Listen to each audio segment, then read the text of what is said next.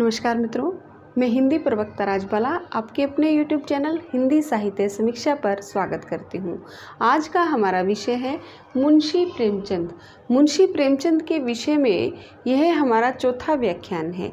इससे पहले के जो व्याख्यान थे उसमें मैंने मुंशी प्रेमचंद के जीवन के विषय में, उनके उपन्यासों के विषय में और उनकी कहानियों के विषय में बहुत विस्तृत रूप से चर्चा की है। यदि आप उनकी कहानियों के विषय में, उनके जीवन के विषय में और उनके उपन्यासों के विषय में बहुत व्याख्यात्मक रूप से जानना चाहते हैं, समझना चाहते हैं, तो आप मेरे पिछले वीडियो लेक्चर देख सकते हैं, सुन सकते हैं। तो आज का जो मेरा व्याख्यान होगा उसमें हम मुंशी प्रेमचंद से संबंधित जितने भी प्रश्न बन सकते हैं उन सब का हम आज जिक्र करेंगे इस व्याख्यान में।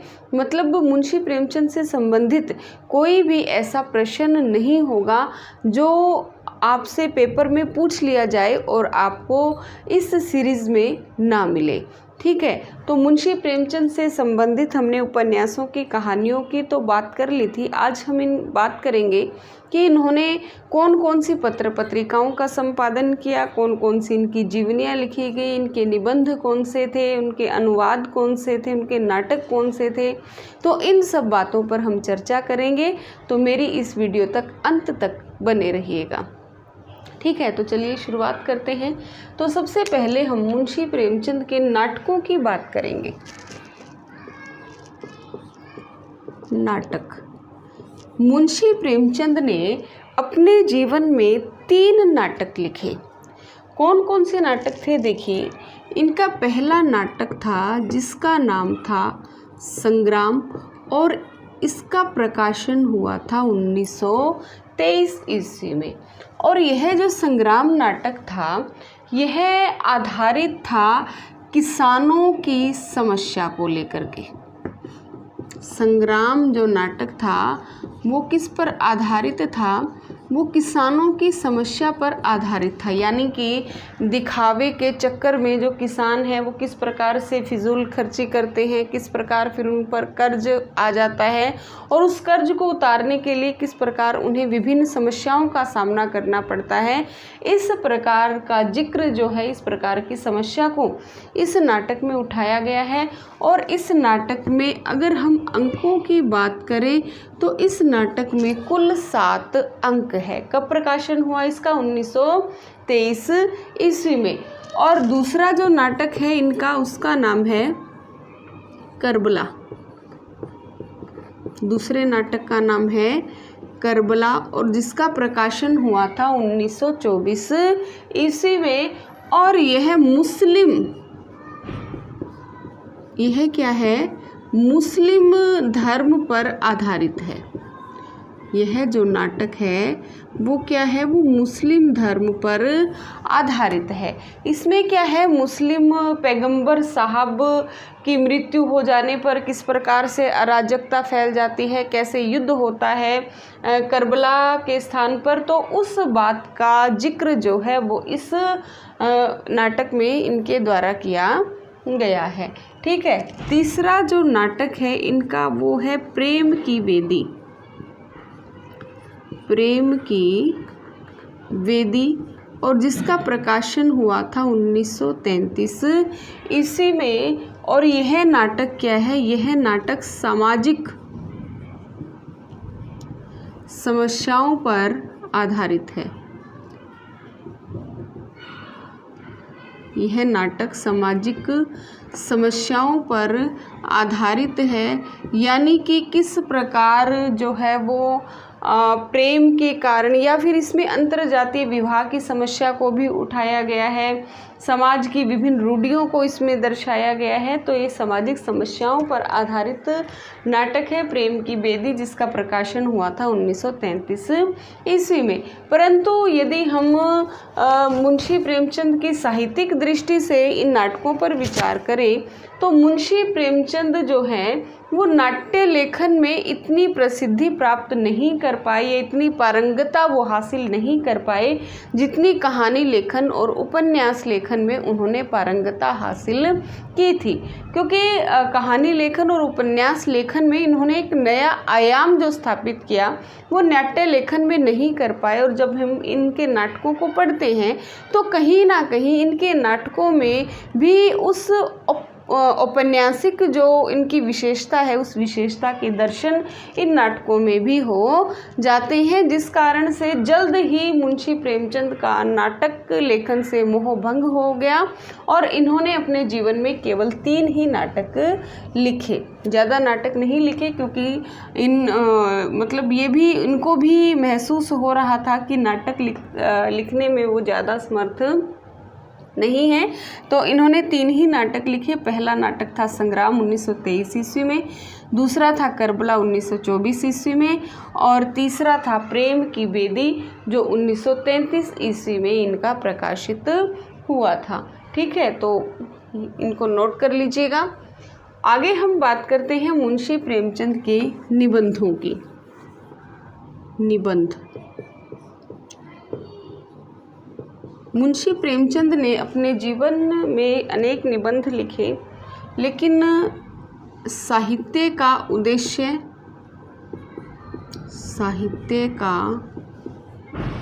उद्देश्य एवं कुछ विचार जो है वो ये क्या है, इनके निबंध संग्रह है। साहित्य का उद्देश्य और कुछ विचार नाम से इनके निबंध संग्रह प्रकाशित हुए और 1936 ईस्वी में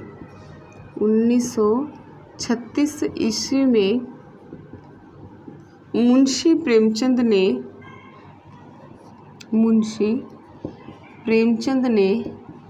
प्रगतिशील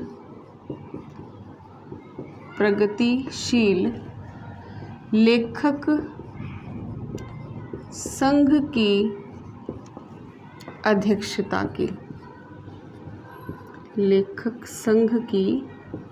अध्यक्षता की। यानी कि प्रगतिशील लेखक संघ के यदि प्रथम अध्यक्ष पूछा जाए तो वो कौन थे, वो मुंशी प्रेमचंद थे। 1936 ईस्वी में मुंशी प्रेमचंद ने क्या किया था, प्रगतिशील लेखक संघ की अध्यक्षता की थी और 8 अक्टूबर 1936 ईस्वी को मुंशी प्रेमचंद की मृत्यु हो जाती है। आप लिख लीजिए, मुंशी प्रेमचंद की मृत्यु कब हुई थी, 8 अक्टूबर 1936 ईस्वी में मुंशी प्रेमचंद इस संसार को अलविदा कह करके चले जाते हैं।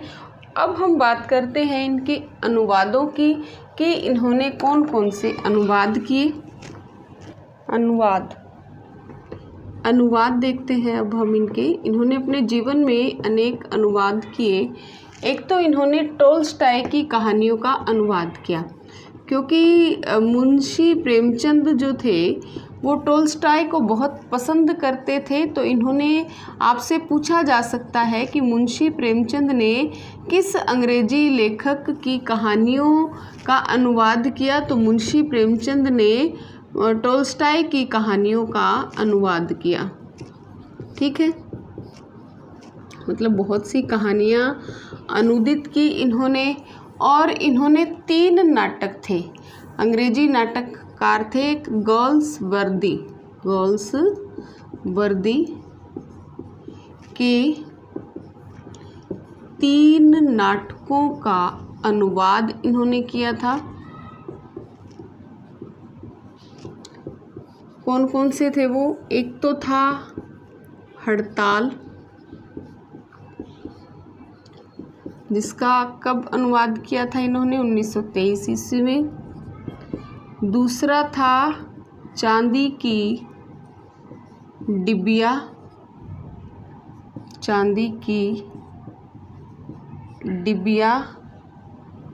और तीसरा था न्याय। ये क्या थे? ये नाटक थे और इनका जो प्रकाशन वर्ष था वो दोनों का ही था 1931। ठीक है। क्या किया था इन्होंने? टोल्स्टॉय की कहानियों का अनुवाद किया था, बहुत सी कहानियों का, और 3 नाटक थे जो किसके लिखे हुए थे? गोल्सवर्दी के लिखे हुए थे। कौन कौन से थे? एक का नाम था हड़ताल, जो 1930 ईस्वी में प्रकाशित हुआ। चांदी की डिबिया 1931 ईस्वी में अनुवाद किया। हड़ताल जैसे स्ट्राइक इसका नाम था इंग्लिश में, तो इसको हड़ताल नाम से अनुदित किया। न्याय को स्ट्राइक, ये जो था जस्टिस था इनका, उसको 1931 ईस्वी में इन्होंने न्याय नाम से अनुदित किया। और भी इनके अनुवाद थे, जैसे एक उर्दू उपन्यासकार थे, उर्दू उपन्यासकार जिसका नाम था रतननाथ शरशार। रतननाथ शरशार का एक उर्दू उपन्यास था जिसका नाम था फसान ए आज़ादी। फसान ए आज़ादी। तो इस फसान ए आज़ादी का जो अनुवाद था इन्होंने आज़ाद कथा नाम से किया।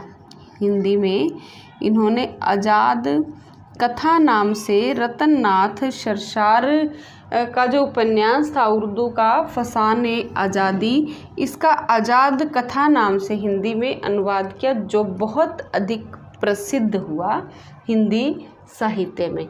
तो ठीक है, तो ये क्या थे? ये इनके अनुवाद थे, आप इनको नोट कर सकते हैं।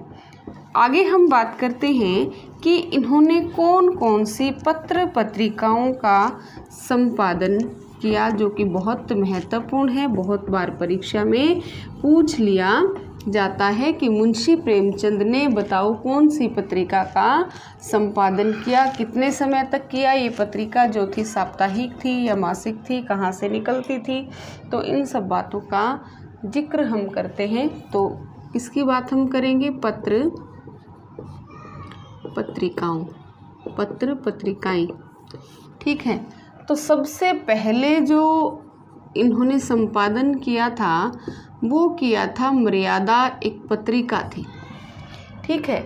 मर्यादा पत्रिका थी जो कहाँ से निकलती थी? जो प्रयाग से निकलती थी, और 1910 ईस्वी में इसका प्रकाशन शुरू हुआ था। कहाँ से हुआ था?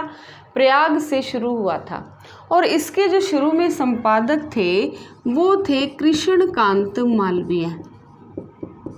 कृष्णकांत मालवीय जो थे इसके संपादक थे। और पहले तो ये पत्रिका जो थी वो प्रयाग से निकलती थी, और बाद में यही पत्रिका जो है वो काशी से निकलना शुरू हो गई, काशी यानी बनारस से। ठीक है। तो जब ये पत्रिका अपने अंतिम दिनों थी, यानी कि ये पत्रिका निकलना तो शुरू कब हुई थी? 1910 में, और 1923 ईस्वी में किसी कारणवश 1923 ईस्वी में इसका प्रकाशन क्या हो गया था? बंद हो गया।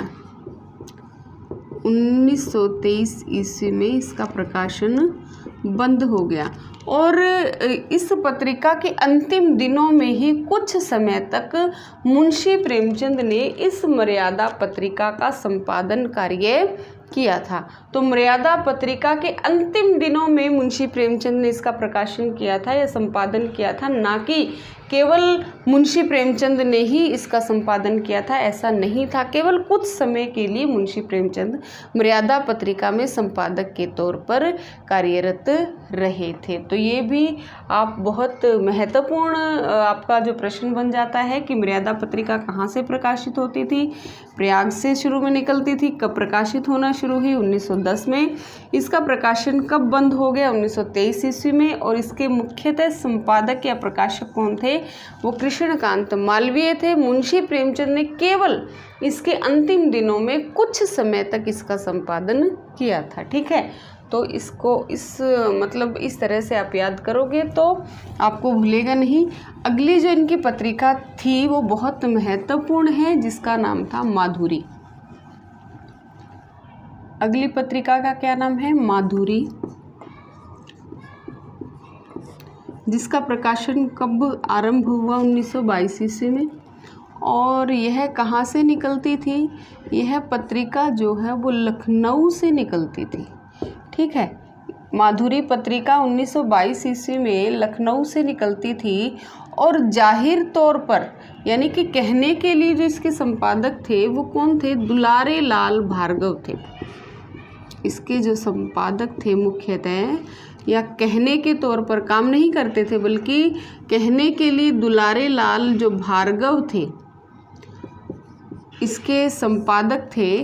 परंतु अगर इसका सही रूप में किसी ने संपादन कार्य संभाला तो वो थे रूप नारायण पांडे, रूप नारायण पांडे और कृष्ण बिहारी मिश्र, कृष्ण बिहारी मिश्र ने सही तौर पर इसका संपादन किया। किसने किया? रूप नारायण पांडे और कृष्ण बिहारी मिश्र ने इसका सही तौर पर संपादन किया, लेकिन जाहिर तौर पर इसके संपादक कौन थे? दुलारे लाल भार्गव थे। और कब ये पत्रिका निकली? 1922 ईस्वी में यह पत्रिका लखनऊ से प्रकाशित होती थी।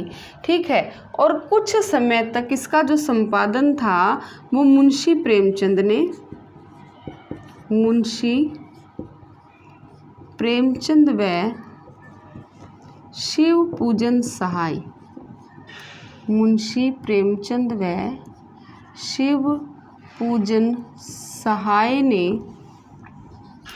कुछ समय तक इसका संपादन किया। ठीक है, किसने किया? मुंशी प्रेमचंद व शिव पूजन सहाय ने। और यह जो पत्रिका थी यह छायावाद की समर्थक पत्रिकाओं में से एक थी। यह छायावाद की समर्थक पत्रिकाओं में से एक थी। तो बहुत महत्वपूर्ण बात है, आप इसे नोट कर लीजिएगा। अगली जो पत्रिका है उसकी हम बात करेंगे, जिसका नाम था हंस पत्रिका, जो मुंशी प्रेमचंद के जीवन का एक सपना था। और मुंशी प्रेमचंद के जीवन में जो हंस पत्रिका थी वो घाटे में ही रही, और उसके घाटे को पाटने के लिए ही मुंशी प्रेमचंद जो है वो मुंबई में पटकथा लेखक की नौकरी के लिए गए थे, परंतु वहाँ बहुत अधिक बीमार हो गए और उनका मन नहीं लगा। जनता सिनेटोन कंपनी में उन्होंने पटकथा लेखक के रूप में कार्यभार संभाला, परंतु वहाँ उनका मन नहीं लगा, हवा पानी रास नहीं आया, तो वो 1 साल का कॉन्ट्रैक्ट पूरा किए बिना ही वहाँ से वापस लौट आए। 1934 ईस्वी में उन्होंने एक मजदूर फिल्म के लिए जो कहानी लिखी थी वो बहुत अधिक प्रसिद्ध भी हुई। तो मुंशी प्रेमचंद ने पटकथा लेखक के रूप में काम किया। वो किसके लिए किया? क्योंकि हंस पत्रिका का उन्होंने संपादन कार्य शुरू कर दिया था, और हंस पत्रिका जो है वो घाटे में चली गई और उनके लिए फ़ायदे का सौदा साबित नहीं हुई। परंतु जब मुंशी प्रेमचंद 1936 ईस्वी में इस दुनिया से विदा ले गए, तो जब शिवरानी देवी, अमृत राय और अन्य जब संपादकों ने इसका कार्यभार संभाला, तो हंस पत्रिका ने बहुत नाम कमाया और आज भी यह पत्रिका जो है वो अस्तित्व में है और विभिन्न संपादक उसका कार्यभार संभाले हुए हैं। और जिसने मुंशी प्रेमचंद का जो परिवार था उसको एक फिर बहुत आर्थिक मदद भी उसकी की हंस पत्रिका के माध्यम से, वो उस घाटे से उभर भी आए थे। फिर कौन? उनके परिवारजन। ठीक है, चलिए उसकी बात करते हैं। हंस पत्रिका प्रकाशन कब शुरू हुआ इसका? 1930 ईस्वी में। और कहाँ से इसका प्रकाशन इन्होंने शुरू किया था? बनारस, जिसको हम काशी भी कह सकते हैं। हंस पत्रिका का प्रकाशन मुंशी प्रेमचंद ने 1930 ईस्वी में बनारस से शुरू किया और मुंशी प्रेमचंद का निधन हो गया था 1936 ईस्वी में। ठीक है। इसके संपादक कौन थे? मुंशी प्रेमचंद संपादक भी थे, इसके प्रकाशक भी थे। कौन थे? मुंशी प्रेमचंद। और मुंशी प्रेमचंद के पश्चात शिवरानी देवी ने इसके संपादक कार्यभार को संभाला। और फिर शिवरानी देवी के पश्चात अमृत राय जो उनके पुत्र थे, अमृत राय और शिवदान सिंह चौहान, शिवदान सिंह चौहान ने क्या किया था? इसके संपादक तब को संभाला था। किसको? हंस पत्रिका के संपादन को किसने संभाला था इनके जाने के पश्चात? पहले तो शिवरानी देवी ने, फिर अमृत राय और शिवदान सिंह चौहान ने। ठीक है, आ गया होगा मतलब ये मुंशी प्रेमचंद ने ही इसका संपादन और प्रकाशन शुरू किया था। ये सपना था मुंशी प्रेमचंद का, हंस पत्रिका। अगली जो पत्रिका है उसकी हम बात कर लेते हैं, जिसका नाम है जागरण। यह एक साप्ताहिक पत्रिका थी और यह भी बनारस से ही प्रकाशित होती थी। जागरण ये क्या थी? इसमें जो काम किया था मुंशी प्रेमचंद ने वो किया था 1932 से 34 ईस्वी तक इन्होंने इसमें काम किया। इसमें संपादक के रूप में इन्होंने काम किया था। ठीक है, 1932 से 1934 ईस्वी तक इसमें संपादक के रूप में इन्होंने काम किया। और ये बनारस, ये जागरण जो पत्रिका थी ये कहाँ से निकलती थी? ये बनारस से निकलती थी। और ये क्या थी? एक साप्ताहिक पत्रिका थी। ठीक है, कहाँ से निकलती थी? बनारस से निकलती थी और यह एक साप्ताहिक पत्रिका थी। और 1932 से 1934 ईस्वी तक 2 वर्षों के अंदर जो मुंशी प्रेमचंद ने इसमें राजनैतिक और सामाजिक टिप्पणियाँ की वो बहुत महत्वपूर्ण है। राजनीतिक एवं सामाजिक टिप्पणियाँ जो कि इन्होंने अत्यंत महत्वपूर्ण है। ठीक है, तो इसको आप नोट कर सकते हैं। ठीक है, पूछा भी जा सकता है कि राजनीतिक एवं सामाजिक टिप्पणियों के लिए मुंशी प्रेमचंद की कौन सी पत्रिका अधिक विख्यात है? तो वो कौन सी है? जागरण है, जिसमें इन्होंने केवल 2 वर्ष तक काम किया, 1932 से 1934 ईस्वी तक। ठीक है, तो 4 पत्रिकाएं थी। कौन कौन सी थी? मर्यादा पत्रिका में इन्होंने काम किया कुछ समय तक। उसके बाद इन्होंने कौन सी पत्रिका में काम किया? इन्होंने माधुरी पत्रिका में काम किया। उसके पश्चात इन्होंने हंस पत्रिका का संपादन एवं प्रकाशन किया। और फिर इन्होंने जागरण पत्रिका में 1932 से 1934 2 वर्षों तक काम किया। ठीक है, तो ये थी इनकी पत्रिकाएं। और इनके नाटकों की बात करी हमने, इनके अनुवादों और इन्होंने कौन से निबंध लिखे उनकी बात की। और अब हम बात कर लेते हैं कि उनका अंतिम क्या है। अब हम बात कर लेते हैं कि मुंशी प्रेमचंद की अंतिम कहानी कौन सी थी, अंतिम उपन्यास कौन सा था। तो उनकी अंतिम जो कहानी थी उसका नाम है कफन। ठीक है, पूछ लिया जाए मुंशी प्रेमचंद की अंतिम कहानी कौन सी थी, तो वो कौन सी थी? कफन थी, जो 1936 ईस्वी में प्रकाशित हुई। किंतु कमल किशोर गोयनका जो है, कमल किशोर गोयनका क्या मानते हैं? क्रिकेट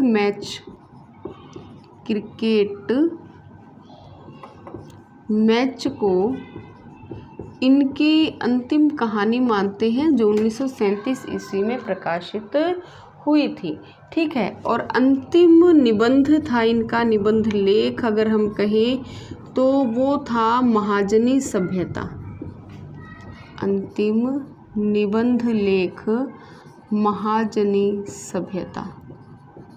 ठीक है, महाजनी सभ्यता। अंतिम उपन्यास की अगर हम बात करें तो वो कौन सा था? वो था गोदान। ठीक है, और अंतिम इनका व्याख्यान था साहित्य का उद्देश्य। अंतिम व्याख्यान जो इन्होंने प्रगतिशील लेखक संघ के मंच से दिया था, जिसका क्या जो किस पर था, साहित्य का उद्देश्य। ठीक है, यह इनका अंतिम व्याख्यान था। तो आप इन्हें भी नोट कर सकते हैं। पूछ सकता है आपसे कि अंतिम कहानी कौन सी थी। कफन थी। कमल किशोर गोयंका के अनुसार पूछे तो क्रिकेट मैच थी। अंतिम निबंध लेख था इनका महाजनी सभ्यता। अंतिम उपन्यास था गोदान जो 1936 ईस्वी में प्रकाशित हुआ था। और अंतिम व्याख्यान भी था साहित्य का उद्देश्य। और 8 अक्टूबर 1936 ईस्वी में इनका देहांत हो जाता है। और हाँ, अब बहुत महत्वपूर्ण जो रह गया था, मेरे दिमाग से भी स्किप हो गया था, तो इनकी जो जीवनियाँ हैं बहुत महत्वपूर्ण स्थान रखती हैं हिंदी साहित्य में। तो इनकी बात हम कर लेते हैं। जीवनी, ठीक है। मुंशी प्रेमचंद के जीवन के विषय में बहुत कुछ लिखा। इनके घर वालों ने लिखा, घर से बाहर वालों ने लिखा। और मुंशी प्रेमचंद इकलौते ऐसे साहित्यकार हैं जिनके जीवन के विषय में या जिनकी इतनी अधिक जीवनियाँ लिखी गई। मुंशी प्रेमचंद के पश्चात यदि कोई ऐसा साहित्यकार है जिसकी एक से अधिक जीवनियाँ लिखी गई हैं तो वो कौन है? वो सूर्यकांत त्रिपाठी निराला हैं। ठीक है, तो जीवनी देख लेते हैं। सबसे पहले इनकी जो जीवनी लिखी गई वो थी प्रेमचंद घर में। प्रेमचंद घर में। और ये किसने लिखी थी? शिवरानी देवी। और शिवरानी देवी आप जानते ही हैं कौन थी।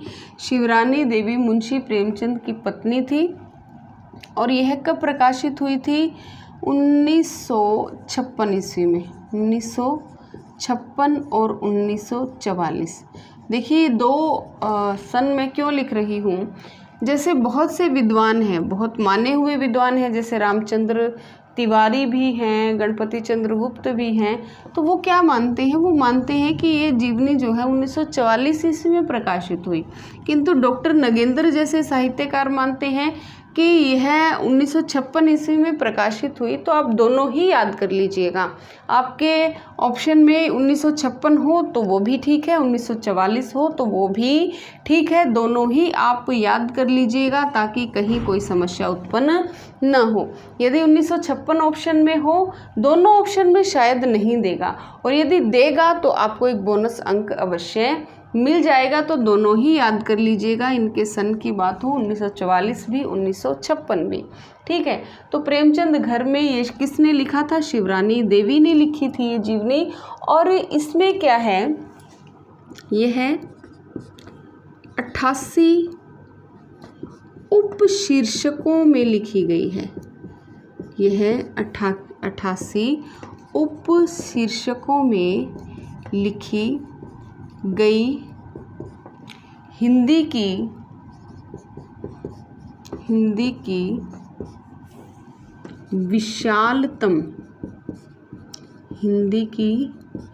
विशालतम जीवनियों में से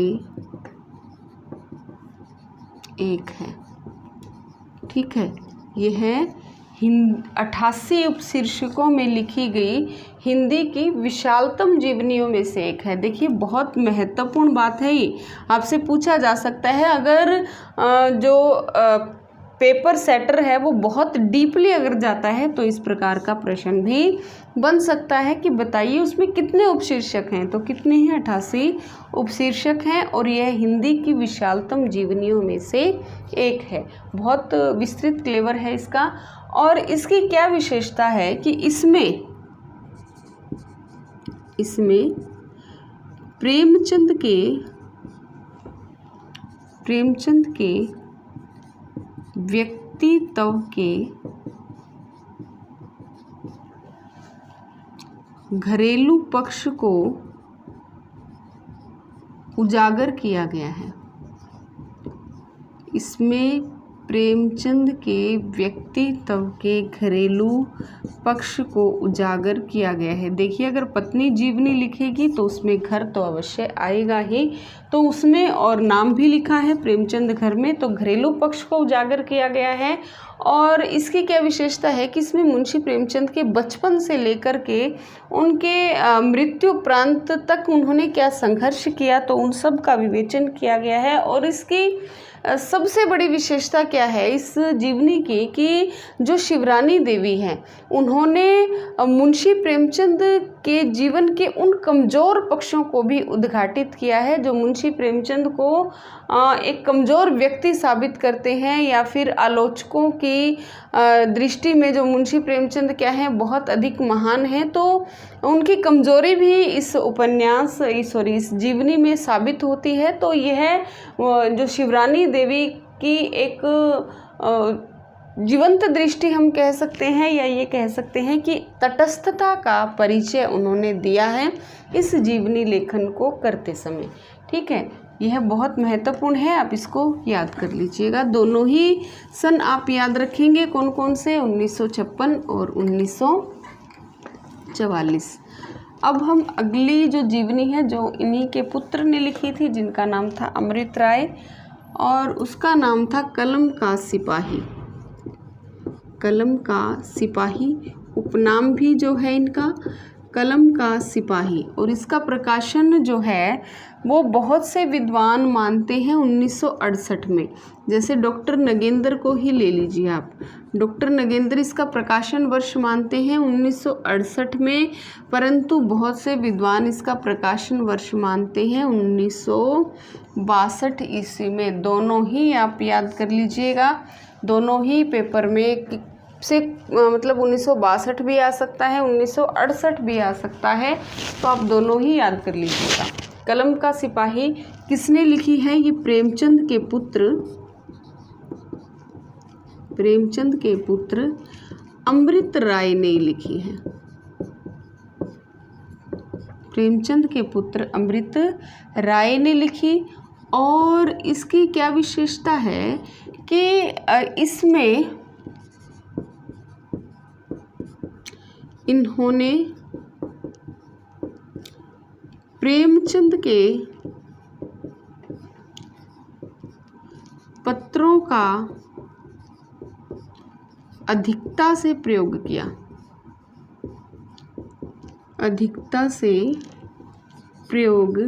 किया, यानी कि मुंशी प्रेमचंद ने जो साहित्य लेखन किया या अपने विषय में जो लिखा, अपने पत्रों में जो लिखा, उन सब का संकलन करके इन्होंने एक जीवनी लेखन कर दिया। किसने? अमृत राय ने। परंतु इस जीवनी लेखन की विशेषता क्या है कि वो अपने पिता के विषय में तटस्थ नहीं रह पाए, यानी कि कोई भी पुत्र है उसके लिए पिता क्या होता है? पूजनीय होता है, और पिता के विषय में या उसकी बुराई को करना किसी भी पुत्र के लिए क्या होता है कि नहीं चाहता, वो इस तरह वो नहीं लिख सकता है। तो अमृत राय ने भी इसी प्रकार के लेखन का प्रयोग किया, यानी कि वो अधिक तटस्थ नहीं रह पाए। अपने पिता के प्रति जो आदर भाव है, जो पूजनीय भाव है, वो जीवनी में भी दिखाई पड़ता है। ठीक है, तो कलम का सिपाही कब प्रकाशित हुई? 1968 और 1922 दोनों याद कर लीजिएगा। प्रेम के पुत्र अमृत राय ने लिखी, और इसमें इन्होंने ज़्यादातर प्रेमचंद के साहित्य और प्रेमचंद के पत्रों का ही प्रयोग किया है लिखने के लिए, और अधिक तटस्थ ये नहीं रह पाए, यानी कि उनके कमज़ोर पक्षों को ये इस जीवनी में उजागर नहीं कर पाए। जो किसने कर दिया था? शिवरानी देवी ने। तो फिर भी हिम्मत कर ली थी, परंतु ये नहीं कर पाए। ठीक है, उसके पश्चात है एक कलम का मजदूर। कलम का मजदूर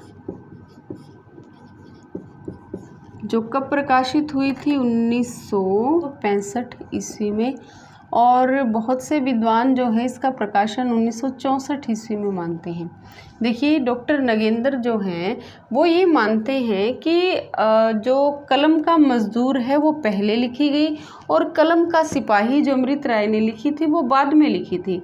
परंतु बहुत से विद्वान ये मानते हैं कि कलम का सिपाही पहले लिखी गई और कलम का मजदूर जो किसने लिखी थी, मदन गोपाल ने। इसके लेखक कौन है, मदन गोपाल। और यह किस में लिखी गई थी, मूल रूप से अंग्रेजी में लिखी गई थी, मूल रूप से अंग्रेजी में लिखित। ठीक है, तो आपसे पूछा भी जा सकता है कि मूल रूप से कौन सी भाषा में लिखी गई थी, तो मदन गोपाल ने मूल रूप से यह अंग्रेजी में लिखी थी। और कब लिखी थी, दोनों ही सन याद कर लीजिएगा, 1965 और 1964। डॉक्टर नगेंद्र मानते हैं कि यह जीवनी जो है वो 1965 ईस्वी में लिखी थी। और इसकी क्या विशेषता है कि यह प्रेमचंद के परिवार से बाहर के व्यक्ति द्वारा लिखी गई प्रथम जीवनी है। ठीक है, यह प्रेमचंद के घर के व्यक्ति के अलावा लिखी गई क्या है, प्रथम जीवनी है। और इसमें भी क्या किया गया है, मदन गोपाल ने मुंशी प्रेमचंद के पत्रों का प्रयोग तो किया, परंतु यह जो जीवनी है वो कलम का सिपाही और प्रेमचंद घर में, इन दोनों जीवनियों की अपेक्षा क्या है, अधिक प्रामाणिक है। क्योंकि घर के बाहर के व्यक्ति के द्वारा लिखी गई है तो वो अधिक तटस्थ दृष्टिकोण का परिचय दे सकता है बजाय कि परिवार के सदस्य के। तो कलम का मजदूर क्या है, अगर हम प्रामाणिकता की बात करें तो यह जो है वो अधिक प्रामाणिक है, किसकी बजाय, प्रेमचंद घर में और कलम का सिपाही की बजाय। और किस में लिखी गई थी ये, मूल रूप से अंग्रेजी में। आगे हम बात कर लेते हैं, कुछ और भी उनकी जीवनियाँ लिखी गई। एक लिखा गया था प्रेमचंद विश्वकोश, जो मैं कमल किशोर गोयंका बार बार नाम ले रही हूँ, तो इन्होंने प्रेमचंद विश्वकोश लिखा। प्रेमचंद विश्वकोश 1981 में उन्होंने प्रेमचंद विश्वकोश लिखा। किसने लिखा, कमल किशोर गोयंका ने। कमल किशोर गोयंका ने एक और लिखा था, प्रेमचंद अध्ययन की नई दिशाएं। प्रेमचंद विश्वकोश ही क्या है, एक जीवनी है लगभग। तो इसमें क्या है, ये इसमें सृजनात्मकता तो नहीं है। मतलब अगर हम बात करें तो सृजन की अगर हम बात करें कि किसी औपन्यासिक कृति में या किसी मतलब इसको पढ़ने से इंटरेस्ट पैदा नहीं होता है, कहने का अर्थ है। परंतु जो मुंशी प्रेमचंद के जीवन के विषय में है, ये कमज़ोर पक्षों को भी इन्होंने बहुत तटस्थ प्रकार से उसको उद्घाटित किया है। यानी कि ये ऐसी बातें इन्होंने खोजी हैं मुंशी प्रेमचंद के विषय में जो पहली बार प्रकाश में आई, जो पहली बार इन्होंने उजागर की है कि मुंशी प्रेमचंद में क्या क्या कमियां थी। मुंशी प्रेमचंद जो है वो विभिन्न प्रकार के व्यसनों से ग्रसित थे। वो महिलाओं के साथ भी कहते हैं कि किसी महिला के साथ उसका अफेयर भी था। ये भी माना जाता है कि हंस पत्रिका के जो उनके सह संपादक थे उसके साथ भी उन्होंने धोखाधड़ी की थी। जागरण में भी ऐसा किया था। मतलब इस प्रकार के तथ्यों को ये उद्घाटित करते हैं। कौन करते हैं? कमल किशोर गोयंका। ठीक है। और भी इनकी दलित दृष्टिकोण से अगर किसी ने दलित, चलिए पहले धर्मवीर भारती की बात कर लेते हैं। धर्मवीर भारती नाम सुना होगा। तो धर्मवीर भारती ने दलित दृष्टिकोण से इनका मूल्यांकन किया। दलित दृष्टिकोण से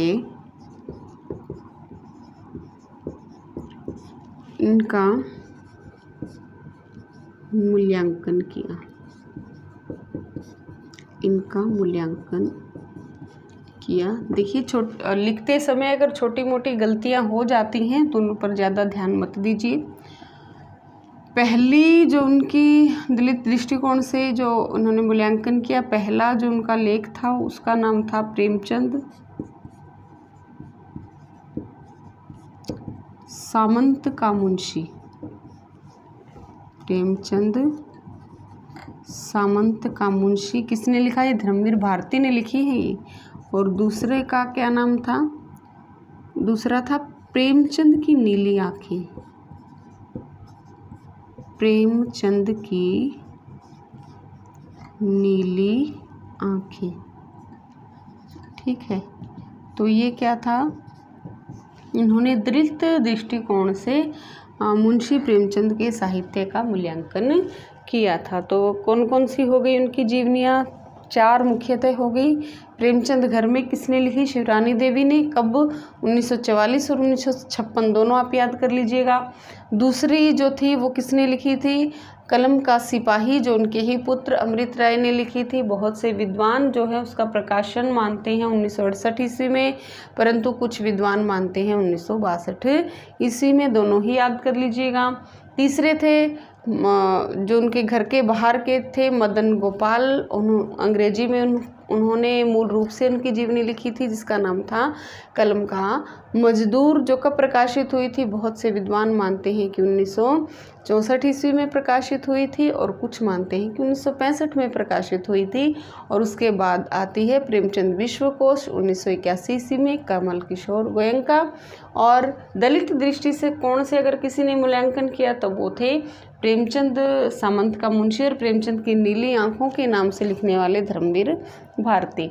तो ठीक है, मुझे नहीं लगता कि मुंशी प्रेमचंद से संबंधित या उनके जीवन से संबंधित कुछ भी बात या कोई भी विषय रह गया है। अगर रह गया है तो कमेंट बॉक्स में आप मेरे से पूछ सकते हैं, उसका उत्तर देने के लिए मैं तत्पर रहूँगी। और आज के लिए केवल इतना ही। मिलते हैं अगले व्याख्यान में किसी अन्य साहित्यकार के साथ, किसी अन्य लेखक के साथ। तो तब तक के लिए अलविदा, शुक्रिया।